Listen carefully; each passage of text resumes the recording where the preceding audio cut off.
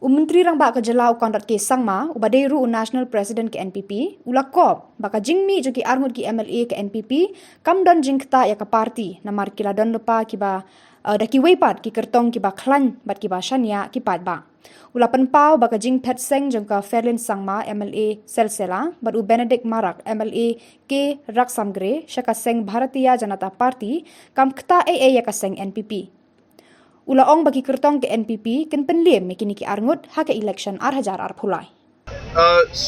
Basically, in both these MLS cases, we have been discussing as a party about both the constituencies, and this was a very conscious decision that was taken by them, and this was also after a detailed study that the party has done at its own level in regards to the current positions in the constituencies.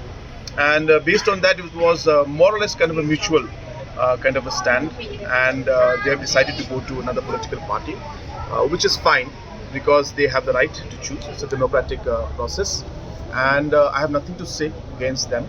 I wish them the very best.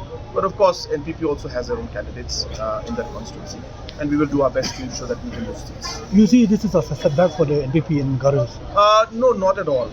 As I said, that this constituencies and few other constituencies where we have done our assessment and we have found that the positions are not strong of the certain incumbent MLAs, and therefore we had discussions and the party, and those MLAs then decided to leave when we have other candidates who have already been working hard there, and they decided to come to our side. So it was a very mutual thing, and we already have candidates in those constituencies and they'll be contesting.